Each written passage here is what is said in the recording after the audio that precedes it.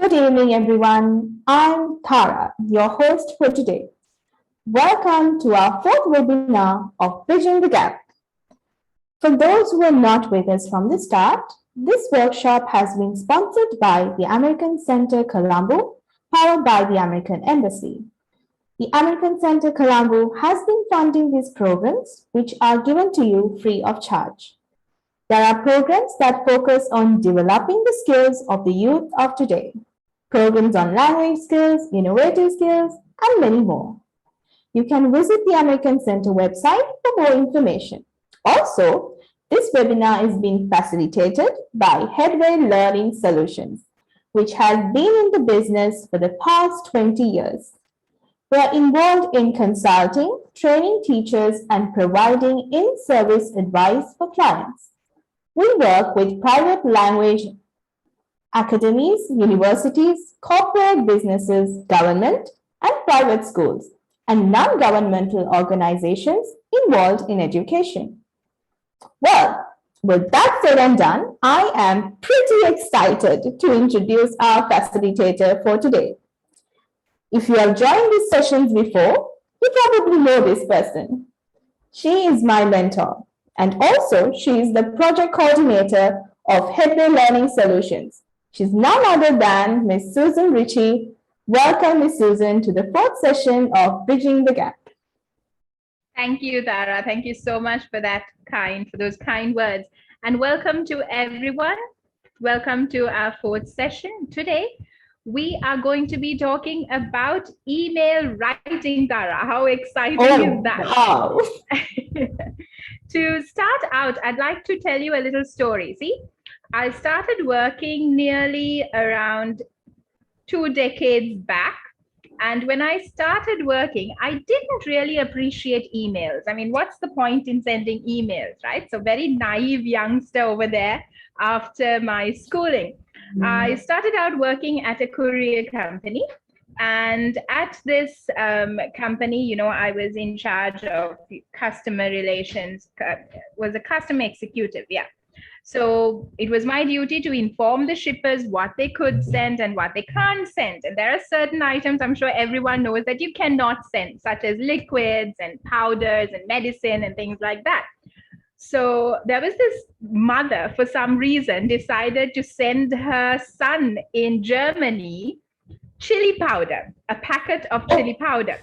Yes, and this packet had actually got damaged. The entire console had to be held at customs, and there was some very time-sensitive documents and packages in that console as well. So coming to the email part of it, so, the other customers started asking for demurrage and all of that.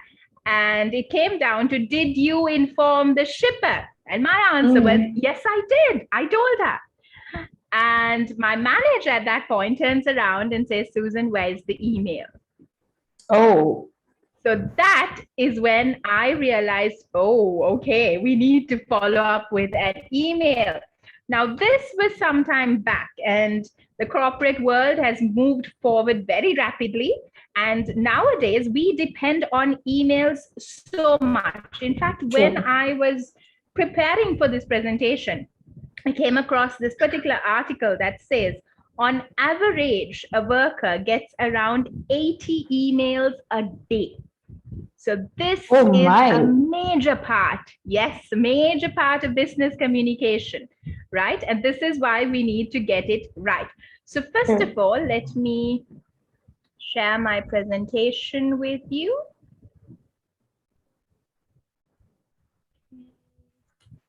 Right. I hope everyone can see my presentation.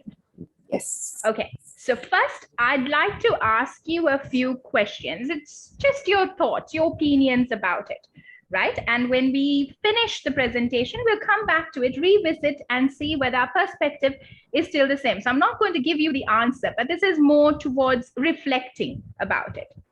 First of all, and I'd like to invite our audience to also give us your answers. That's what I have my colleague Tara over here, and she will help me. Tara, you have all the permission to interrupt me during the presentation and ask me questions. Right. So first of all, what do you think? you need to have the same language skills to write an email as you do to write a letter. So I think you can just answer by saying yes or no. Like to see a few answers. All right. I Oh, we believe do have answers a are few coming answers in. coming in. Yes. Okay. Okay. So yes and no both, Tara, or is it just yes or Yes, just no? both. We have Both. both the answers. Okay. Okay. So good. Towards And the end of it, we'll be able to. we have one answer saying it depends on the audience. Oh, lovely. Okay. Great. Great answer over there. Okay. Let's go to the next statement. If you speak English well, you can write good emails. What do you think? If you are capable of speaking English, you should be able to write good emails. So let us see your answers for that. Again, I'm not, neither is Tara, going to give you any hint towards whether it's a yes or a no. This is for self-reflection. So, but we'd like to hear what So there's a lot of yeses and nos. All right. Okay, we'll get to that. We'll get to that. Okay. So let's go into our third statement. One of the most important features of an email is the subject line. I have an interesting statistic for that as well, Tara. So remind me later on about it. Sure. So do you think the subject line is the most important or one of the most important features of an email? We have a lot of yeses for that. Lot of yeses. All right. Very wise audience we have today then. Okay. Accuracy. Is accuracy important when writing emails, or do you have a little room to not be grammatically accurate when it comes to emails? You could tell us either yes or no to this. And like I said, end of it, we'll come back to this and see whether you still think you're still going to go with your answers. For that as well, we have a bit of a combination here. Yes and no's. Okay. Okay. Thanks, Sarah. Okay. Using the CC option is a great way to inform others who are not directly involved. Now, this I know is something that a lot of people debate about. But what are your thoughts? Do you think the CC option is a good way to inform others who are not involved in the whole program about what's happening? Oh, we have an entire list of yeses for that. Okay. All right. So we will come back to these at the end of the presentation. Now, first of all, email is a mode of communication. It is a channel of communication, right?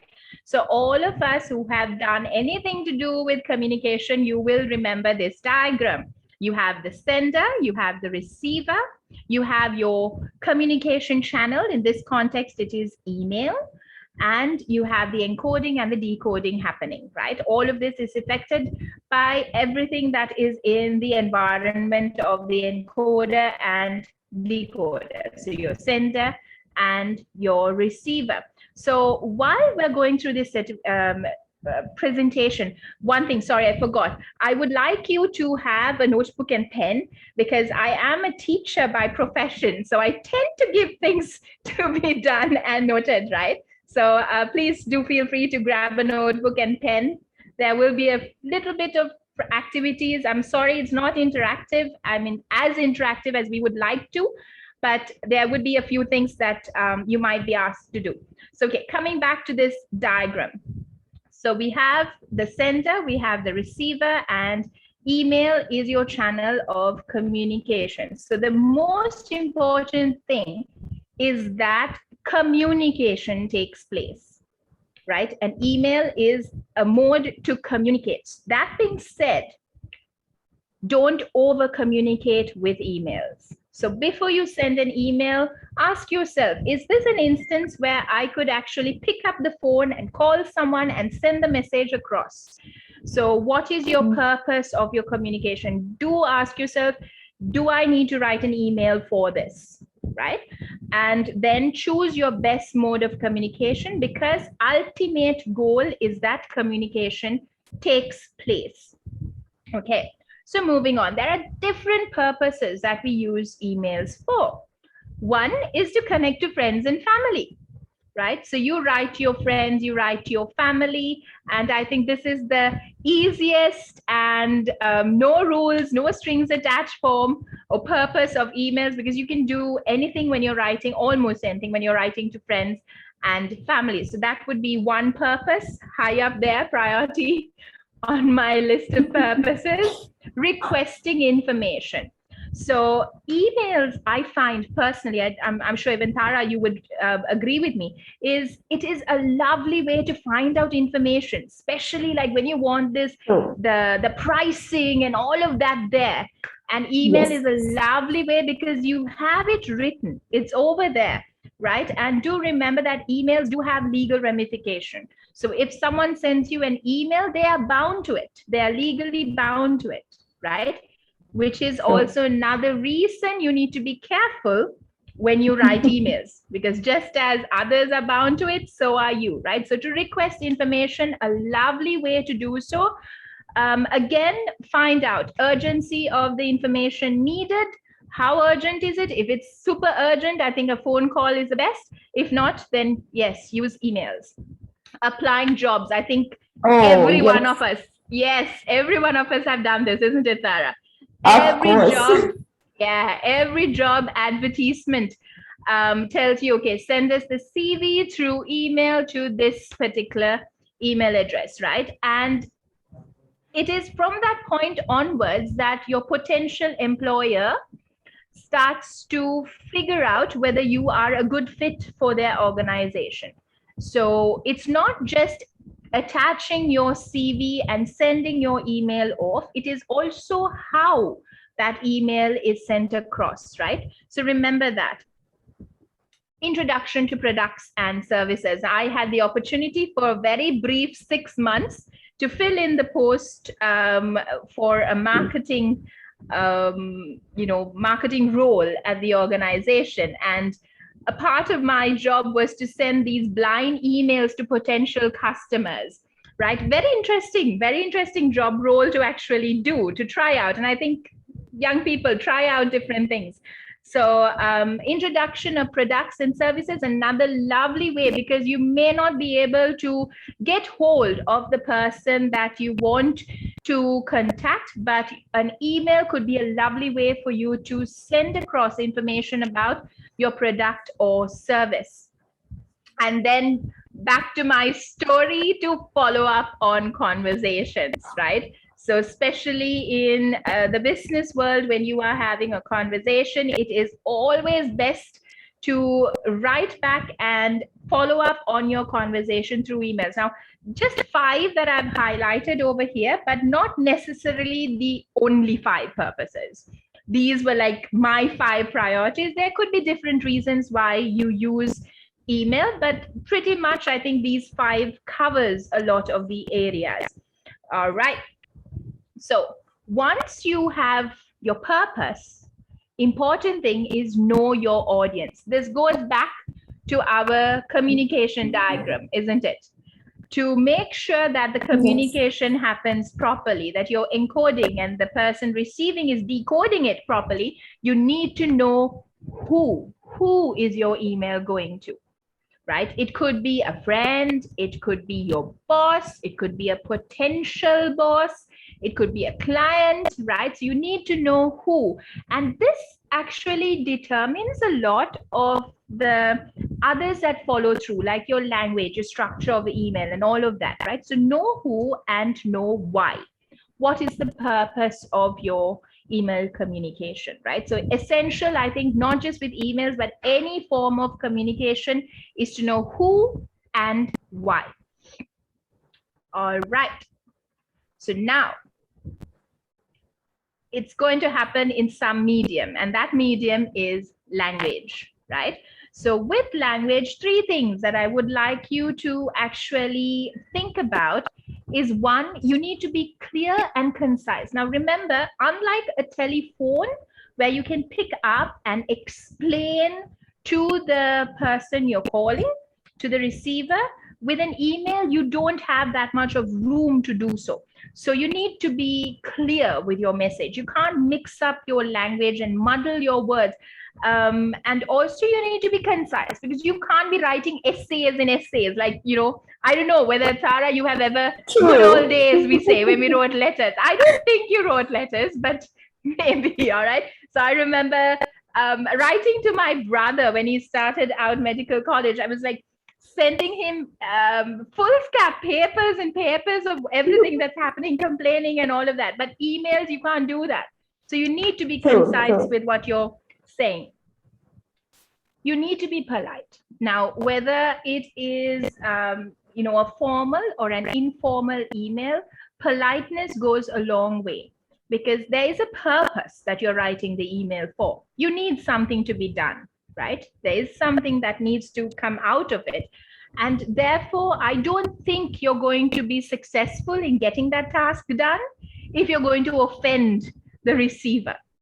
Right. So remember to be polite. I True. know maybe some people may disagree that, you can be too polite, but there is, I think, there is, what do we say? There is a room in which, it's acceptable to be very clear with your message, but that doesn't mean that you mar your politeness in process, right?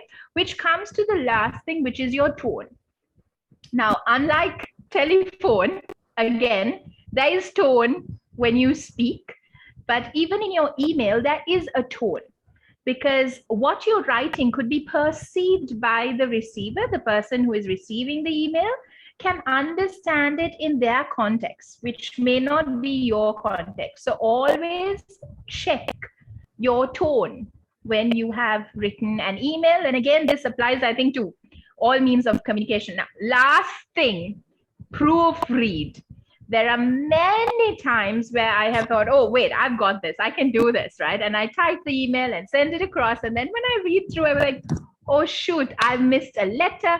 I missed a spacing, or I have said one word instead of the other. So human tendency is to err. It is in our nature to make mistakes, right? So you can never be too careful.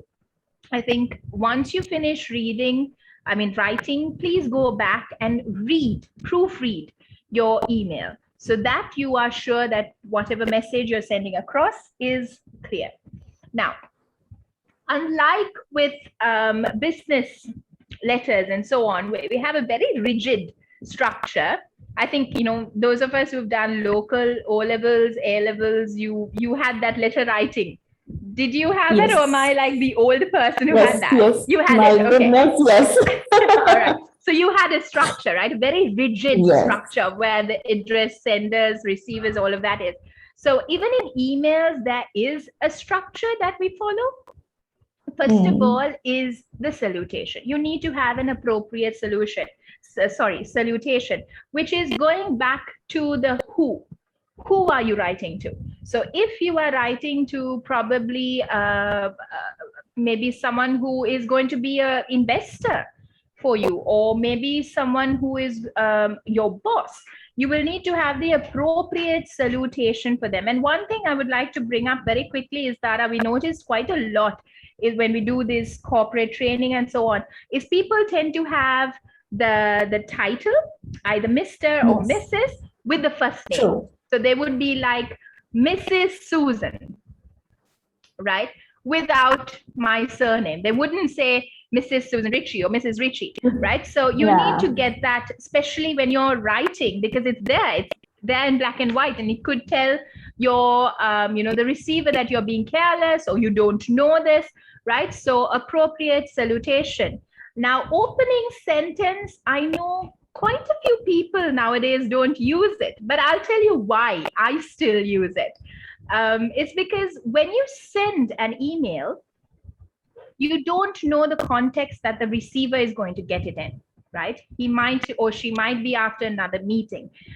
He or she may be doing something else, right? And when they read the email, they need to quickly know what it's about. So for me, the opening sentence always brings back reference to what I'm talking. It gives the receiver to know what I'm coming to, what I'm going to say, what this email is about. So I tend to use opening sentences. I have noticed quite a few people who opt not to. But again, coming back to, who you're writing to. So, and why you're writing. So I'll let you make the choice. But personally, I go in for an opening sentence, unless, of course, it's family or friend, right? If not, I go in. Yes, Sarah. Yes, with that said, we have a few questions saying, do we just say hi to our coworkers? How do we know how to use hi or dear Oh, right, when we right. start? So this is quite interesting because, again, it comes back to know who it is. It depends on your corporate culture.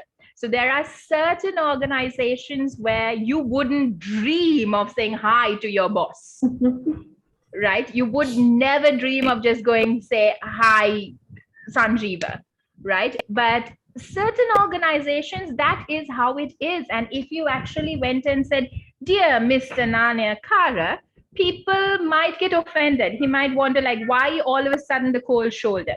So you will need to know what your corporate culture is with that context. Again, my personal opinion is I would say hi to someone I'm close to a colleague I'm close to. I will leave the dear and hello to maybe someone I'm not close to, or someone who is at a more senior position, maybe external emails. I'm not writing within the organization, but outside. So that is how I would go about that. So, dear Mr. Surname, or dear name, hello name, hi name, right? So hi for me would be more casual than formal. I hope I've answered that question. Anything else, Sarah? And also, there is a request for an example of an opening sentence. Oh, coming to that. We'll get into that. Okay. So then we go to the message, which is the body of what you're actually saying. A closing sentence, again, like the opening sentence, I have since of late received quite a few emails that opt not to have a closing sentence. But again, generally, I personally do use a closing sentence.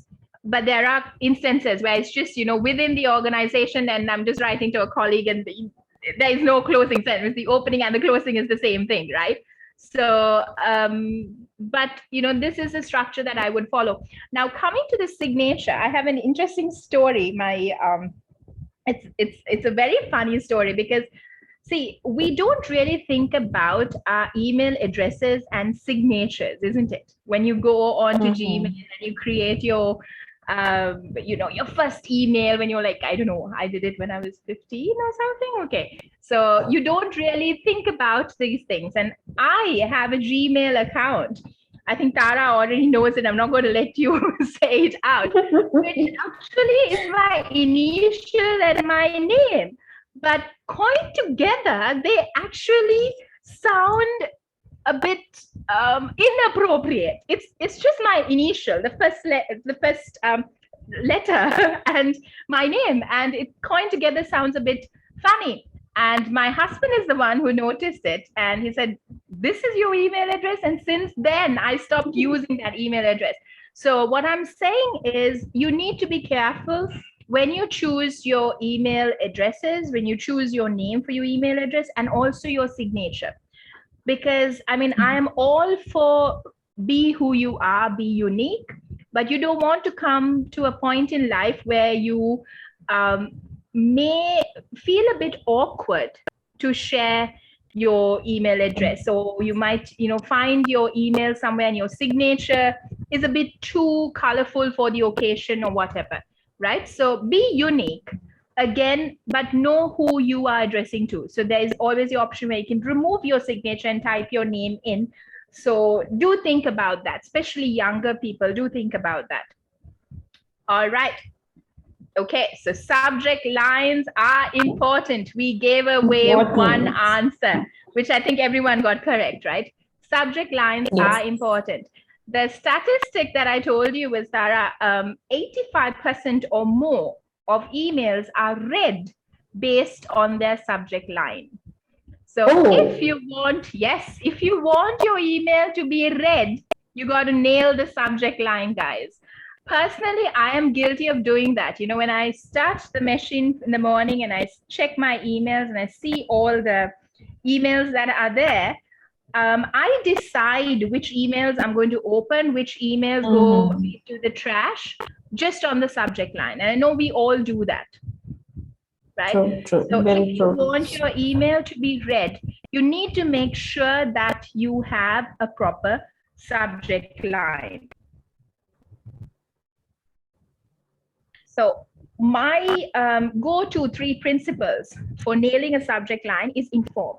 Your subject line, I told you, needs to tell the reader what your email is about. So make sure that your subject line informs. Again, be personal. So if I get a subject line that goes November sale, I'm not going to read it. I'm just not going to read it, right? Because it has nothing to do with me. But if it said November, like I am a great Potterhead. So if it said November sale on some Potterhead merchandise, well, then I'll read it because it personally connects to me, right? So be personal. So 1, inform. 2, be personal. And again, your subject line is not your email body. So you don't write a whole, long sentence over there, right? Very short and sweet. All right. So that being said, I have 2 subject lines on the screen. One very short and sweet one a bit more informative. I'll let the audience decide which they think is most appropriate. Answers coming in, Tara? Yes, indeed.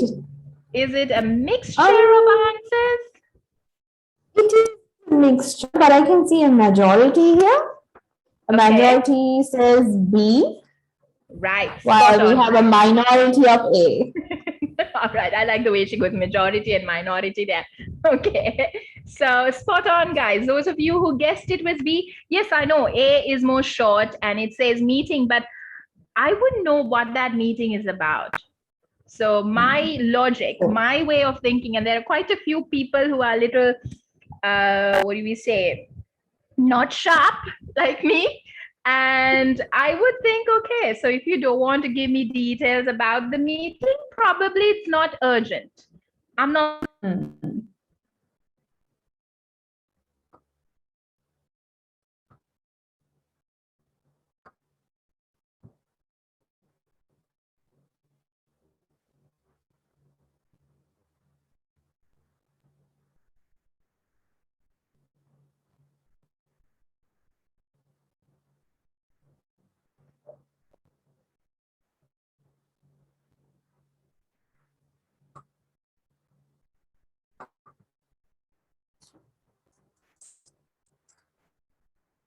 Thank you to help me out with this. Could you write a subject line for this little email?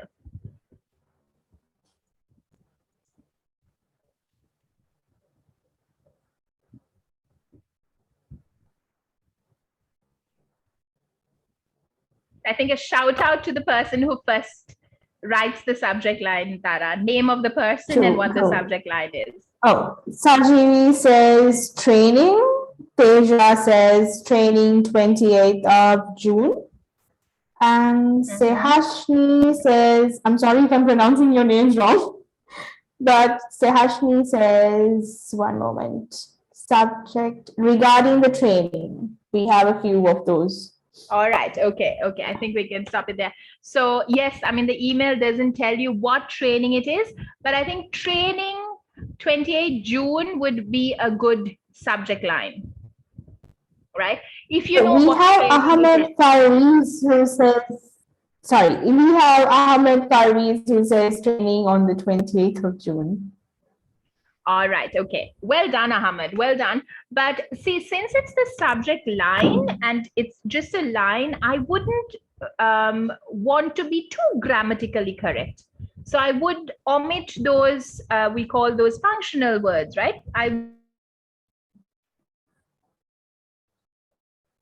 June. I'll take out on the. so that it's shorter, it's more concise, but the message comes across. Now, if you know what training it is, you can add that in over there. Right, one more for you.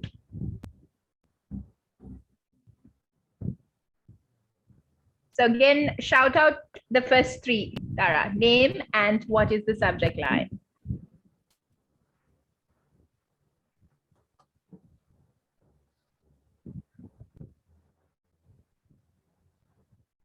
Completion of proposal by Shalini, and Okay. Brian Steve says urgent, and Urgent, Shahama okay. Shaki says proposal.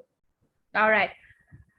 Okay, so yes, the word I like. Who had said urgent, Tara?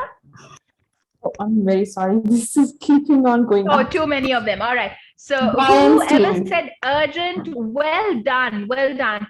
Because today is Thursday. You want to get the proposal approved by Monday. So it is urgent.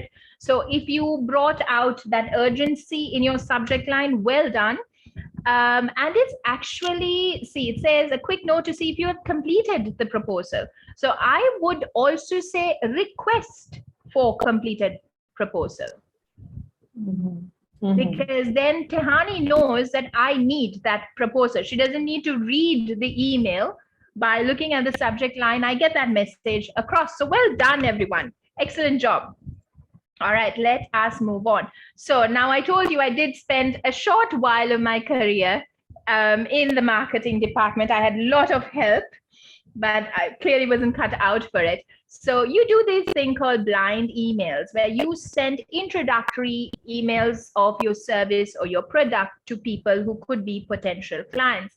Now here, the subject line is crucial because people at that designation or at that position are not just going to receive emails from you, but they're going to be receiving emails from a number of people, right? So they may not read everything. So a few things that actually help you out in making sure your email gets read is one, be creative. Try to avoid things such as discount month of November, because a lot of people use that, right? So it sounds very generic and no one's going to really care about it.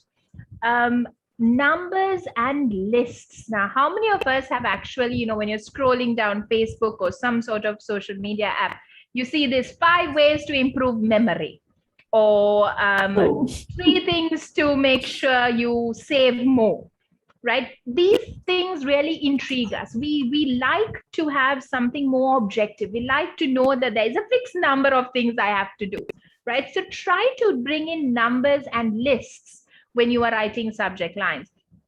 Questions are a great way to actually get people to read your subject line, right? So maybe having problems saving money. Are you having problems saving money? If you want to advertise some sort of accounting app or something like that, right? The fourth thing is quite interesting. Now, controversial. We try to tell people don't be controversial. But Tara, if you got an email that said terrorists in your backyard, would you open it or not? Definitely. You would. So actually, I did see this email that said terrorists in your backyard, and it went on to talk about pests, rodents, right? And it was an advertisement for pest control. But you see, people do want to read it, right? So the purpose of your subject line has been served over there.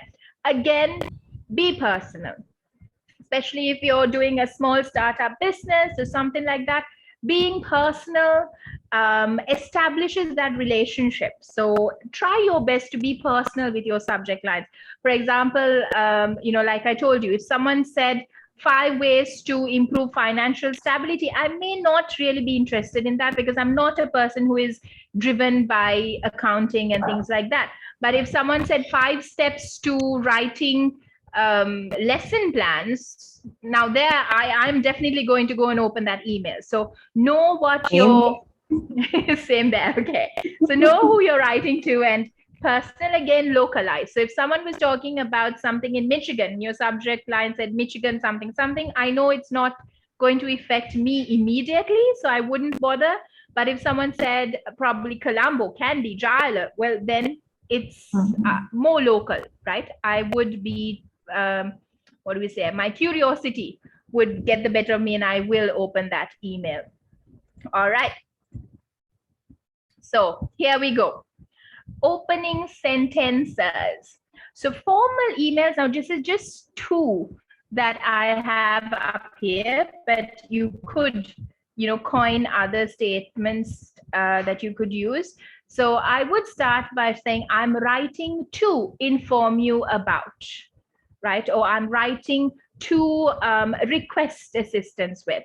So that could be an opening line. Or this is with reference to a conversation that we had. This is with reference to our last meeting. So these are opening lines, and formal emails tend to start with opening lines. Again, this is something that I see people opt not to do. I'll leave it at you to decide whether you want to do it or not. I personally do it because it helps my reader figure out what I'm trying to convey.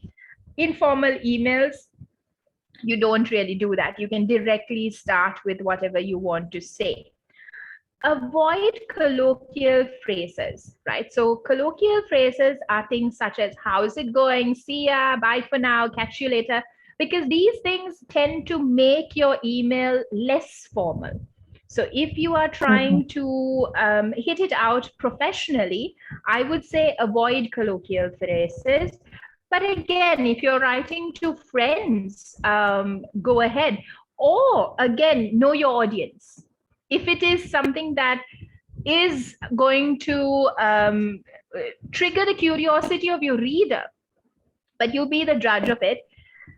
With professional emails, I would most certainly leave colloquial phrases. And I'll tell you why. Because it means different things to different people, isn't it? Now, if I went to just a quick example that came to my mind is, if I went to a 7-year-old and I asked him or her what Siya meant, Sri Lankan, what does Siya mean? They would probably say it's my grandfather. Yes, grandfather. So when you are talking about an international context, avoid colloquial phrases because you may offend someone, or that person may not get what you're trying to say. So that is one thing to be careful of. Again, vocabulary. Vocabulary is the words that you use can either make your email sound formal or informal, right? So to get, things such as to tell, to help, get in touch, these are less formal words. Now, can I quickly ask you, what would you say for a more formal vocab for to get? Instead of saying the word to get, what would be a more formal, what do we say, coin of words that you would use?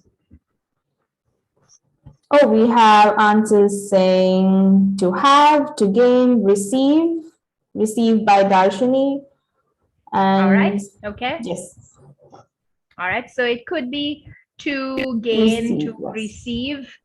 Yeah, to tell, we would be more like to inform, to assist for, to help, and to contact for, get in touch. So try to go for more formal options when you are writing a formal email. Again, when you're writing to friends and family, it's fine. All right. So over here, we were talking about being clear and concise. We have two emails, same person, Manjula, writing to Jayanta. It's about the same subject, but could you tell me, in your opinion, which one is better? Which one is more clearer?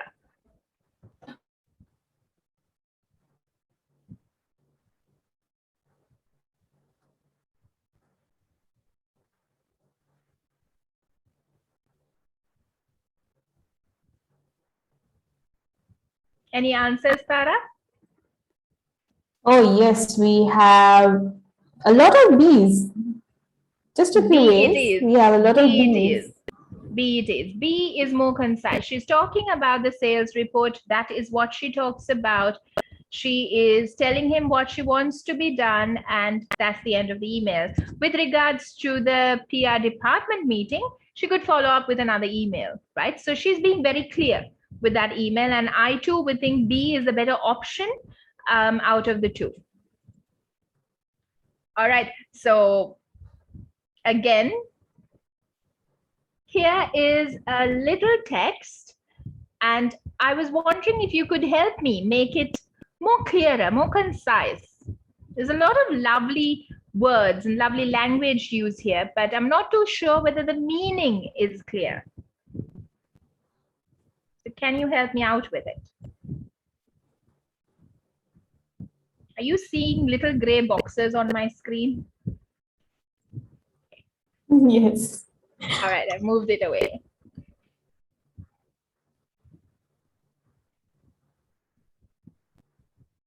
Meanwhile, while we wait for the answers, we have a question. Is it better to start as dear or hi? Again, coming back to whom, with regards to whom we are talking to or addressing our email to.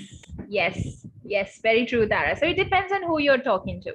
So if I was writing to Tara, it would be hi. If Tara has got on my nerves, it will be dear Tara. Noted for future reference. Yeah. So it depends on who you're talking to and why. So hi, like I said, is a more informal, is a more casual way of talking, and dear to me would be a more of a formal context of talking. So any answers with this, Tara? Not yet. Very simply, what do you say the gist of this is? If anyone could very quickly type, just one person, because I think we are fighting time. Yes. What would you say the gist of this is? Resume. Shalini says it's about a resume. Could be a part of resume. Well done, Shalini. It says full-time employment position with your firm. So this person is just going to say, I am going to use whatever potential I have to my fullest to work with you. That is the gist of this, isn't it? Right? But when it is lengthy and very wordy, what happens is, yes, you're exhibiting that you have a very good vocabulary, but again, the communication, let's go back to why are we writing the email? To communicate, and the communication is not taking place. I have another one over here, but because of the time, I'm going to skip it. Right, and be polite. Okay, so politeness, like I said, is both for formal and informal emails, okay? So when you are being informal, you could say things like, can you please send me? I want to order, right? But in a more formal context, I find these words could and would to help bring out more formality. So could you please send me? And I would like to order. Now, with being polite, what we do is we tend to leave out very direct statements like send me your current price list. It sounds like I'm giving an order, isn't it? If I say send me your current price list, right? So to be more polite, you could put it in a more polite way, and you could say we would be grateful if you could send us your current price list, where it doesn't sound like you are commanding the person, but it is more of coming in the context of a request. We would also appreciate some information about your new products. That could be another structure you could use. It would be appreciated. Now here, language is coming into play. I don't think this is a platform to talk about language, but do be careful about it, right? Do be careful about how you are using these words. All right. So now. And, also we have a question. Is it okay to use contractions in an email? Like it's again coming back to language, but yeah, but okay, this very quickly remind me of an assignment that is due. Okay, so I know in emails I say, because we don't use contractions in assignments. So when you said that, I remembered of the assignment. Sorry about that. So contractions in emails, I think, is fine. You can use contractions because emails are actually, you want to keep your message short. So if you can, contract, if you can actually make it short, please go ahead. That's fine. It doesn't really affect the formality, but avoid things such as wanna, gonna, ain't, those kind of language, right? The proper contraction is fine. I would say it's fine. All right. So here we go. 2 emails again. We're talking about tone. So let me read this out to you. Suresh, I need your report by 5 p.m. today, or I'll miss my deadline. No one. As opposed to, hi Suresh, thanks for all of the hard work on that report. Could you please get your version over to me by 5 p.m. so I don't miss my deadline? Same message is given there, but which one do you think Suresh would be more happy receiving? We already have answers saying it's B. And this time there's actually no A. There's no A, yeah. Because I think the first one comes out as, Nuance being very rude to Suresh. Yes. Maybe Suresh has really messed it up, right? And that's why Nuance a bit agitated about it. But the second one, exact same information is there. Report by 5 p.m. If not, Ruan is not going to meet his deadline. But the second one is more polite.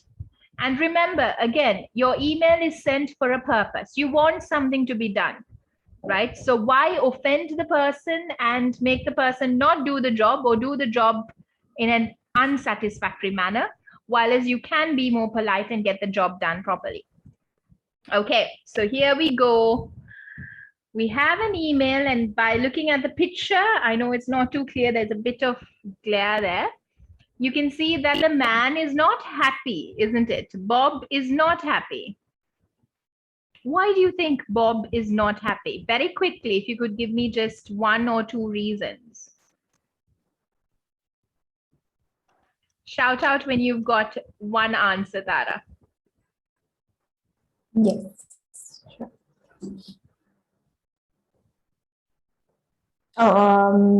Tahani says stress because it looks stressed. Iresha says the length of the email. And all right, okay. Nartuga says stress from office. Okay, all right. He's stressed out from office. He's actually upset because of Jack's email. So it says, like, when you have this caps lock, it sounds as if the person is actually shouting at you. So it's Bob, we have a problem, exclamation there, right? I asked you to send me the conference details last week. So Jack is actually shouting at Bob, right? So this is why poor Bob is not too happy about it, which comes to this: avoid using too many exclamations and caps lock when you are writing an email, because it makes it sound very harsh. It's like shouted out at the person, right? So going back to, Nuan, same message sent across, the job gets done and Suresh is happy about it. Okay. So let's be a little diplomatic. Now, while I was doing this, presentation, I sent it out to a very, very, very, one of my good friends, right? Known her like for a long time. And we did have a little disagreement with this because being diplomatic could also muddle your message. But I would say, you need to be diplomatic. There is a leave age. There is an area of diplomacy that needs to be there. So when you are sending an email across, avoid offending your receiver. Do not make your receiver sit like poor old Bob over here. Okay? Be a bit diplomatic. Let's look at these 2 sentences. We have a problem versus we have a small, minor, and little problem. Which one do you think would be received? Well, problem is not going to be received too well, but which one would have lesser of a damage to the receiver? if I may So put it that way. we have answers saying the second one. Yeah, the second one, right? So try to be a bit diplomatic at the expense that you don't really lose the message. So this is what my friend and I were having the quick chat discussion on, is that when you do bring in these words, you can actually mar the message. You know, we have a problem means we have a problem, while as we have a minor problem would bring out the fact that it's not so serious. But then again, if your boss writes to you saying we have a minor problem, it's still a problem, right? So do be careful with it, but I'll let you decide on how diplomatic you would want to be. I personally would try to be diplomatic because I told you my end goal is I need something done and I need you to do it for me, willingly, not really grumpy about it and where you won't do it, right? But then again, make sure that you don't muddle your words when you are sending emails, right? So being diplomatic, I'll let you decide about how diplomatic you want to be. And that's what I say, be a little diplomatic over there, not just be diplomatic, okay? All right. And Yes, before we go to that, there is a question now. We were talking about the tone and the capitals and all that. So there is a question saying, can't we use exclamation marks to show our excitement? Well, you can. That's what I keep saying, know who you're writing to and know why you're writing it. So congratulations, exclamation is fine. Where is the report? Exclamation is, I don't know. You don't want to get that email, right? You don't want to get that email.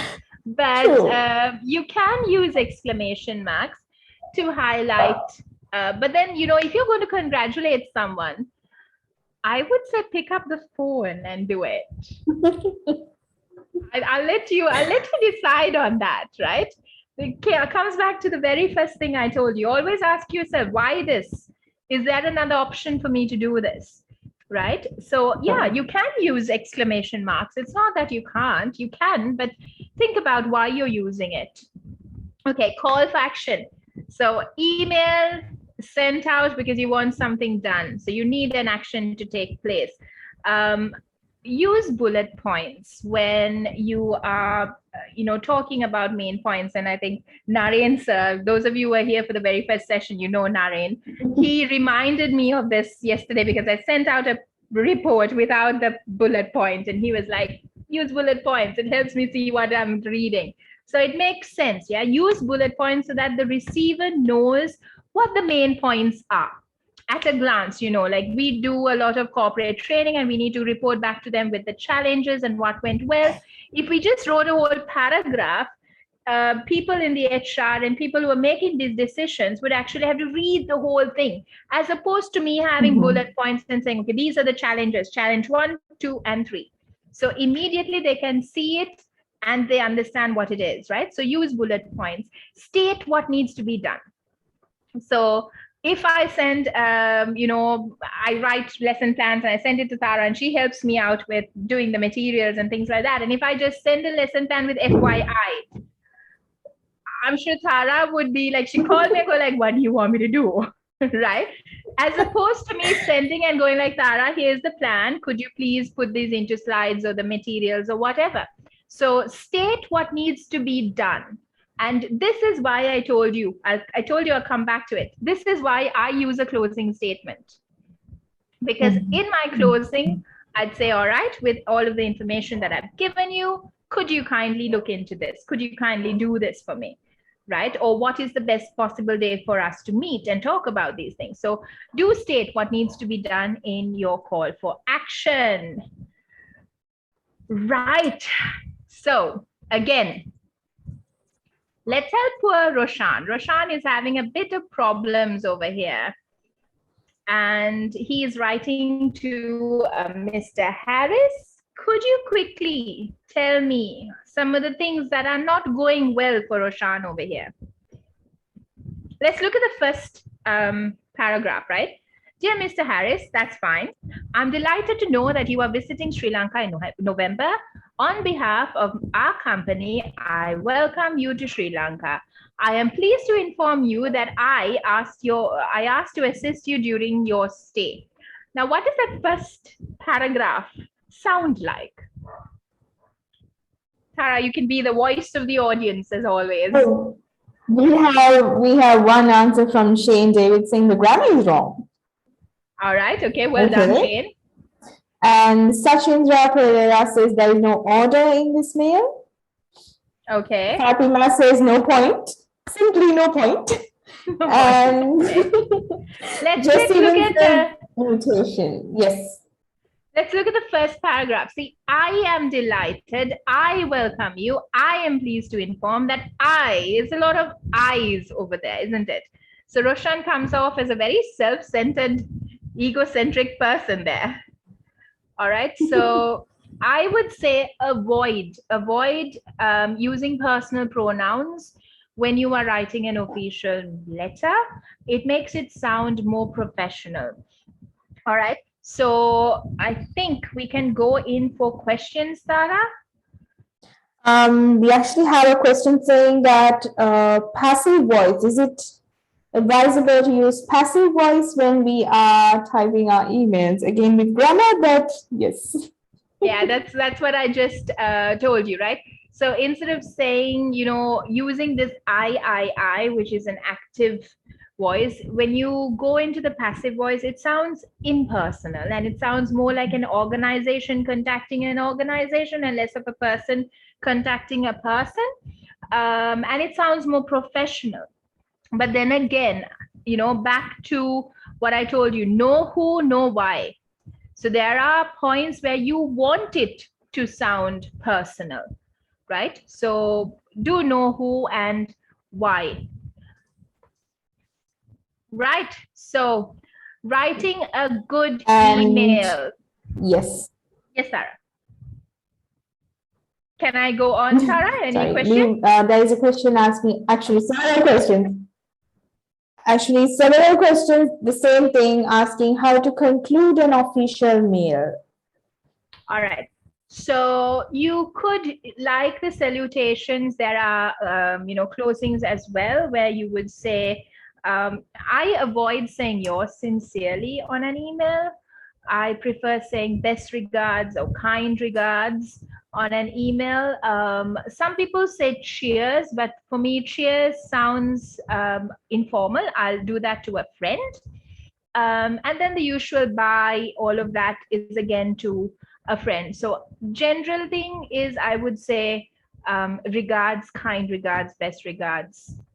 You are allowed to make your own stance of it, but I know some people have actually, since Corona, added this stay safe to their email. So you can go ahead with that, but avoid using things such as yours lovingly, yours sincerely, yours faithfully on an email. Right. I hope I've answered that. Right. So back to writing a good email. A few things for you to remember. Make good use of your subject line. Your subject line is the first thing that it's actually the first, and I would say also the last impression many a time that people get on you, because depending on your subject line, they determine whether they're going to read you or you're going to go into trash, right? So please make good use of your subject line. Keep your messages clear and brief. It's an email. It's not like a letter. Remember, I told you I used to write paragraphs and rather foolscap papers after papers to my brother, but that's a letter. An email needs to be more clear and brief. Be polite. Again, not at the cost of losing your message. Do remember that your message needs to come out clearly. Check your tone. You don't want to come out as a harsh person. You don't want to shout at your reader, right? So check your tone, and important thing is proofread. I actually had to do this a couple of days back, where I had to write a thank you note to a guest for coming in for a ceremony, an occasion that we were having. And I got my good old friend online, and I was like, we spent, I think, 10 to 15 minutes going through that mail again and again and again, because we didn't want it to sound generic. We didn't want it to sound too personal, right? So it always helps. Not every mail, you can't call your best friend for every email, but you should read every email. You should proofread every email. And when it's the important ones, something that I actually do with my boss is I call him and I go like, boss, are you free? And I read it out to him. And then he says, look, Susan, this sounds a little, I don't really get the message here. Could you say this in another way? It helps. It really helps, right? Even the greatest writers, you'll be surprised. Even the greatest writers have someone to proofread for them. So please go ahead and do that. Okay. So we came back to our questions. Same skill needed to write a letter as to write an email. What do you think? So I would say, while yes, the writing skills are there, email and letter writing are two different things. I would actually say letter writing is more gruesome than emails, because emails is a quick mode of communication. So you can be you have a little bit of room when it comes to grammar and things like that. And, even we talked about the contractions and things like that, right? So while you need to spell well and you can't be, your grammar can't be all over the place, there is a little bit more room with emails. If you speak well, can you write a good email? Living proof? No, you can't. I believe I can speak well, but then I do need a lot of help when it comes to emailing. And I think every one of us do that from time to time, right? Sure. So spoken skills, writing skills are very different. So you could be a good speaker, but not necessarily a good writer, or you could be a good writer and not necessarily a good speaker. So this one we already answered. Yes, it is one of the most important features. Determines whether you are read or not. Is accuracy important when writing emails? Again, I told you there's that little room that you do have with emails, but still, if you're inaccurate, it could also deter your meaning. It could distort your meaning rather. So you need to be accurate, but you don't need to be as accurate as if you were writing maybe an academic text or a letter, sorry. Now, we didn't really go into this because of time, but is the CC option a good way to inform others who are not directly involved? In my opinion, yes, and sometimes no. Again, know who and know why. So if, something is going wrong and I want my superior to interview, I can't just go back to him and say, oh, but you have been copied on it. Right? Sure. But for him to know the gist of what is happening, yes, the CC option is always good, because sometime or the other he's going to read through it, right? But it's not a good option if you want action to take place. So you need to think about whether you are going to use CC option to let others, well, it says to inform. So inform, yes, I think informing is fine, but not to get anything done or not for them to intervene. All right. So do we have questions, Sarah? Let me stop sharing so I can see you. Okay. There are a few questions, like just as contractions, there are questions about whether we can use emojis when we are sending emails. Oh, good one, good one. So there's actually one person on my emailing list who sends me emojis on email. And I think I worked with her for this is a year or two, but we're quite close because we've talked to each other over the phone and all. And so she sends me a smiley face. But other than that, no, I don't use emojis because, again, you could actually send across the wrong message. Especially if you're young and you're working and stuff, you could send across the wrong message. Plus, these emojis, these young people, they're just tiny little differences. So you don't know. I have to generally go back to Tara and go like, what does this mean? So Be careful with emojis. I don't use it on emails, and I wouldn't recommend you using it on any sort of professional email, Tara. Again, if it's friends and family, yeah, go ahead. True, true, true. And also, when addressing as sir or madam in a letter or email, is it compulsory to end the signatory as yours faithfully or yours truly? No, I don't. Not on an email. On a letter, yes, I would, but not on an email. I wouldn't do that. I'd end with okay, I'm seeing some interesting questions. Sorry, that's why I love my train of thought. I generally end with regards, best regards, and things like that. Is it okay to use colors to stress? Yes. So again, you need to know who and why. So if a person, someone from an external center writes to me and goes like, okay, Susan, these are the problems we've had, and they've like stated 5 different things, it makes more sense for me to reply on their mail and go like, okay, I have given you my opinions or my thoughts in blue or green or whatever, and then next to their problem I'd write it in a different color. So yes, you could do that, but again, know who you're writing to, because if you're writing to someone very creative, very visual, then yeah, go ahead, use all the colors you want to. But for me personally, being a person who is very visual, it would distract me. It would personally distract me. It would take off the professionalism of it. Right, I can see a lot of questions. Give us a problem. Sorry, give us a second there. How do you send follow-up in? You type an email. This is interesting. Sometimes you have emails that are really long. And then when you are, I believe that's what you're asking us. So how do you send a follow-up email, Rashad? Okay, how do you send a follow-up email? Do we need to type a new mail?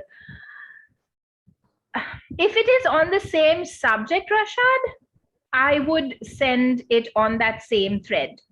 But if it is, that is one more thing. You see, sometimes the message changes, but the subject is still the same. The subject line is still the same. Right. Maybe I was talking to Tara about a lesson plan. So I've said, okay, lesson plan for pre-intermediate level. And then I have changed it from the lesson plan to now I'm talking about a report that needs to be given to a center, but I'm still typing to her under that same subject line. I don't do that because it gets confusing and you need to be able to go back, find emails, refer to emails. So don't do that. If it's the same subject, if you're talking about the same thing under the same subject in that same thread is fine. But if it is a different message, start a new email. Could you address a lady as dear madam? Yes, quite formal, quite formal. That is another thing,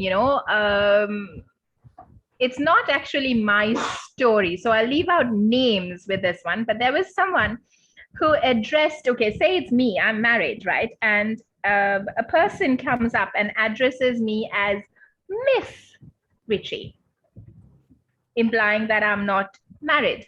So people can get offended. I wouldn't get offended, but people could get offended if you address a married lady as unmarried or vice versa. So there I use MS because it could mean, it's neutral, right? It could mean either way, but yes, you could use dear madam, which is quite formal, very formal. Can slang be used in marketing emails? I wouldn't, Ahmed. I would not use slang in marketing emails. But then again, if that is your creative way of getting the message across, you have to decide. But if you were sending the email, Ahmed, I might take offense if you use slang. So do be careful with that.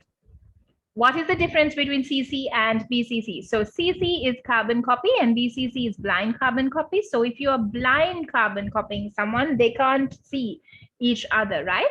I would use BCC in the context where, you're sending a chain of emails, maybe an introductory mail or something like that. So then I would use BCC because I don't want people to get the email addresses I'm sending to a whole lot, like a whole emailing list. Can we use different fonts? Who is this?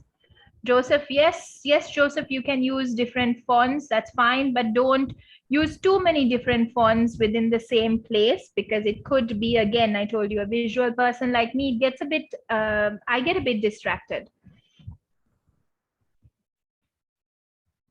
Tara, are there any other things? So bold, italics, things like that. I'll let you discern whether you want to use it, how you want to use it. But remember, too much of it could also distract a person. Very interesting thing.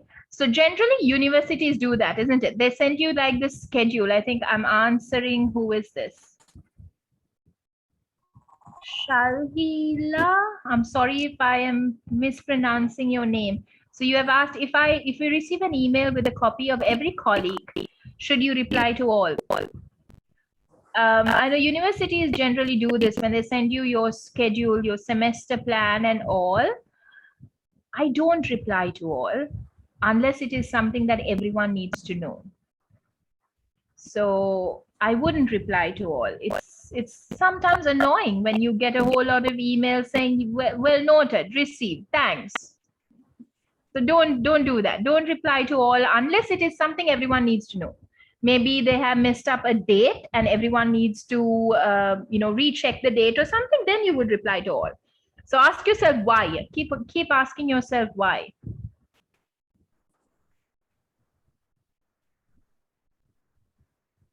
Thank you. Lakshani, thank you for your kind words. Sarah, anything else? How do you make people understand how urgent your email is?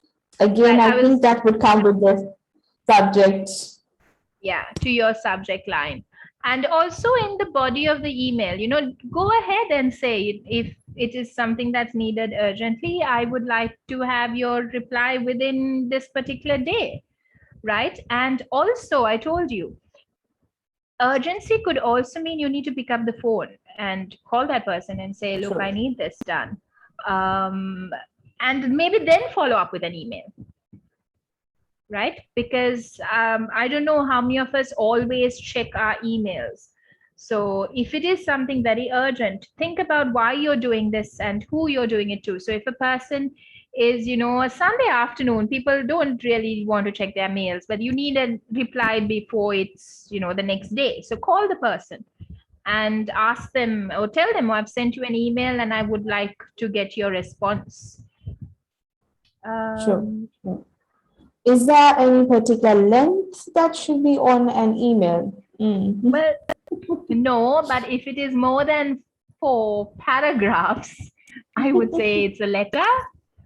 So True. I wouldn't even say a paragraph, right, Tara? I think the maximum I've done is 2. Remember, again, if there is so much of detail that you have to send, it's either going to be an attachment or you need to send a letter. So if there's you're introducing a product and you want to send your business profile or whatever, it goes as an attachment, not in the body of the email.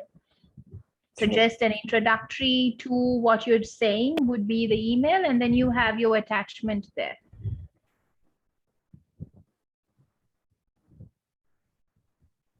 And what else do we have? Ideal font size. Yes. 12 works for me. 12 works for me, but then depends on who you're writing to. If you're writing to a elderly aunt somewhere, and trust me, I did this once, 12 wasn't large enough for her, and I had to actually write in 16. So it depends on who you're writing, but 12 is generally, the font size. And we have a question, is it good to send a cover letter in email body when sending a CV instead of attaching separate documents as the cover letter? See, now, how I did it, and I got the job, is I actually had the cover letter in the email and had my CV as the attachment. Because, you can't just send an email without any sort of a detail, right? You can't just say, okay, dear HR manager, here's my CV, yours, best regards, Susan. So you will need to, sorry, my husband just moved the laptop there, so you saw me shift. So yeah, so I would put the cover letter in the body of my email, but then again, you know, certain companies I know do tell you to attach a separate cover letter, in which case they've asked you to do that, so you should do that. Sure. Can we use block capital? Yes, sorry, go ahead. Yeah, so Tara's question is, I was looking at the same thing, I think. Can we use block capital letters to specify something very important? Yes, something very important. So for me, a block capital comes out as someone shouting at me.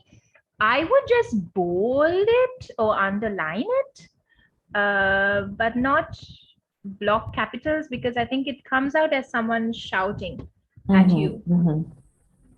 True. Subject line. I like the subject line. Assignment submission Headway. It should be Headway School of Languages or Headway Learning Solutions. Okay, Headway College batch 10. Yeah, if generally if you are giving in submissions, they will tell you how your subject line needs to come. So it would have things such as your registration number, your student number, your batch number, things like that. So if you are doing it for academic purposes, they will tell you how your subject has to come. If they don't tell you, ask them, because your lecturer is not going to just get assignments from one person, right? So they'll need to be able to quickly verify who it is, what it is, and so on.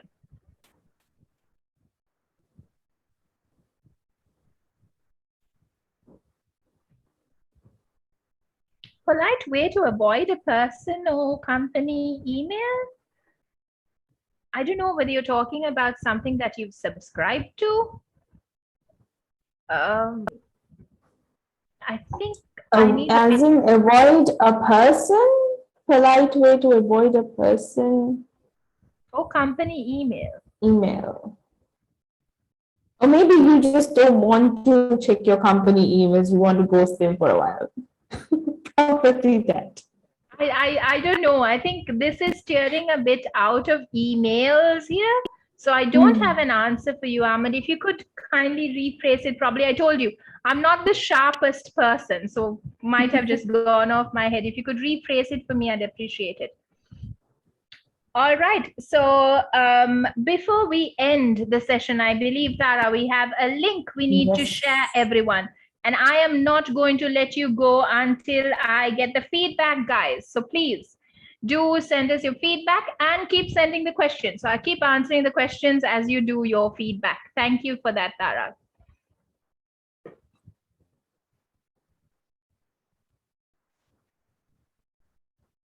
All right. So when you have an attachment and you want to highlight it to the receiver, I would generally say, please find the document attached, or I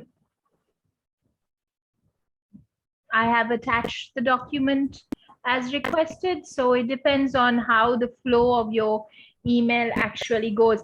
Now, an interesting question that I don't see anyone asking over here.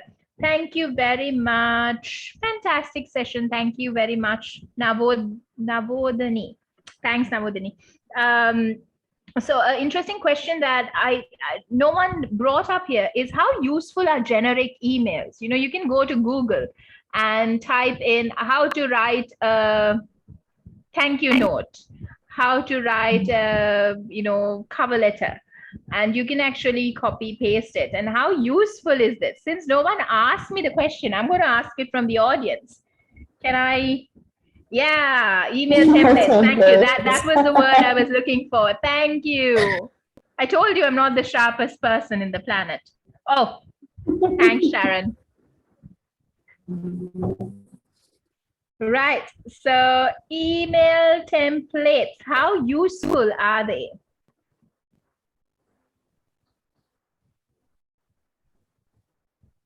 Any replies, anyone? Not quite yet. Well done. Well done. Thanks again, Sharon. They're actually good because they give you a gist, like if you are writing it for the first time and you don't know how to get about it. So it's a good idea to actually go and see a format, see a template, see what is actually required from this particular thing. And then you personalize it. Remember, personalizing it will actually get your reader to, be more inclined to do what you want them to do, right? So that is something that I have learned. Again, a dear friend has taught me this. So you could go into the templates and see what it is like and get an idea about it, and then you start personalizing it. Again, who are you writing and why are you writing? Those are the two questions you need to keep asking yourself. So I see we have no more questions. I can see all thank you everyone. I can see a lot of thank yous going out there. So do remember, you will have me and Tara again as your host for our next session, which is, drum roll, personal branding. How exciting is that, Tara? Personal branding. So I am going to be actually seated with my pen and notebook for personal branding. We're going to have someone I've had the pleasure of speaking to him on 2 occasions, and this is someone who actually does know what he's talking about. And one thing that he did tell me was, Susan, I want an interactive session. So I'm very sorry that we can't allow you to speak, but both of us are going to be there, Tara and me. So I think we will be able to tackle all your questions, and whatever you want to say, we'll put it across to the facilitator. So do register in for personal branding. I think we will be having the flyers out within the week. Do register for that. It's going to be a very interesting session. So thank you, everyone. Thank you for spending a Thursday evening with us. I enjoyed it. Thank you very much, Tara. You were very helpful. You're a very good hostess. Thank you. Well done. And thank you, everyone, for being a very, very interactive audience. Even though we cannot talk to each other, your questions, your comments, we truly appreciate it. Thank you, everyone. So it was lovely having you. Let's see all of you again for this webinar on personal branding, again brought by the American Center. Follow them on Facebook and Instagram to find out more about the programs that they are conducting, and also Headway Learning Solutions. You can follow us on Facebook as well, and we have many programs such as this. So maybe you can get in touch with us, especially if you need to know more about, we didn't touch the language. So if you want to go into the more language side of things, we would be very happy to help you out with it. Thank you. I see lovely words. Thanks for all the kind words. Guys, do go to the feedback form. Give us in for yes, Buddhi. I'm also waiting for the personal branding session. So do go to the feedback form and let us know what you think about the session, because it helps us also develop our programs to serve you better. So thank you, guys. Any more questions?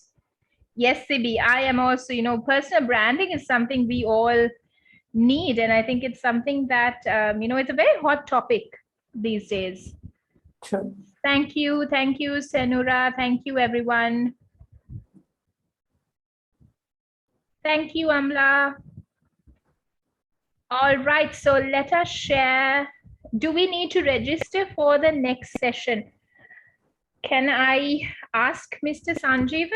Is there another registration for this session, sir?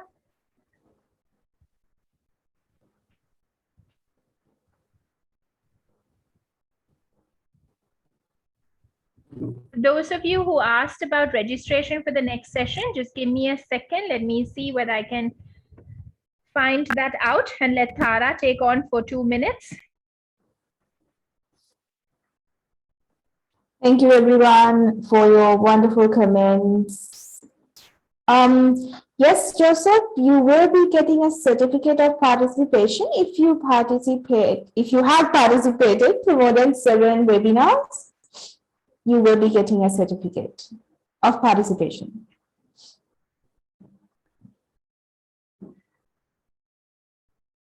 Oh, Miss Susan Sharon says she registered once and got a reminder for today's as well. Thank you, Sharon. So yes, thank you. Thanks, Sharon. So confirmation on that is no, you don't need to register to it again. You get an email. I mean, you get a Yes. reminder. Do stay tuned for that. I mean, that is something that is very, any exams or assignments, very tempting. Sachindra, do we give you your what do we say? You're really bringing out the teacher in me. I don't think we have any exams or assignments, but we will be getting in touch with you probably with some questions. So make sure you do that feedback form, because that is how we are able to contact you again and send you the questions. Sure. Let me share it again in case you missed it. Can you share tables on emails? Sorry, I just saw the question. Yes, you can share tables on emails, but again, you know, it can't be really long tables. If it is going to be a very detailed, a very big table, then I think it should go in as an attachment and not in the body of the email.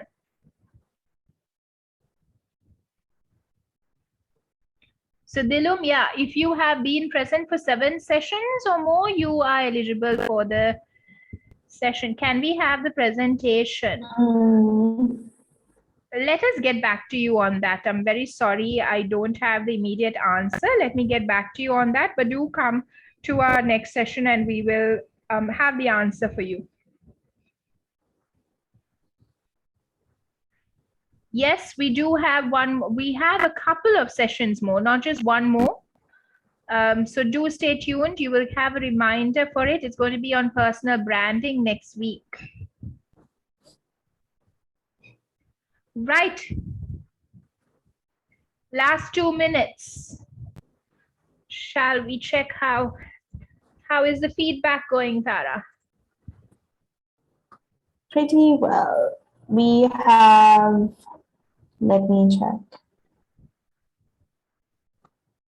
Sorry, this takes a long time to load. 177 responses. Come on, guys, we need more feedback. Please use the link. Give us your feedback.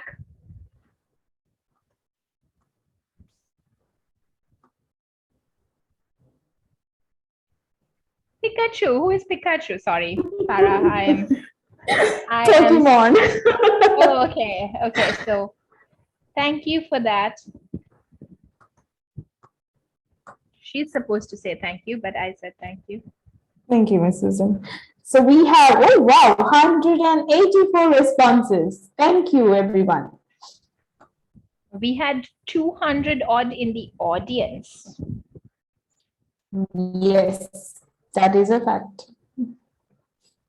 Do remember, feedback is how we can get in touch with you for you know, the certification and things like that. So it's essential that you send us your feedback.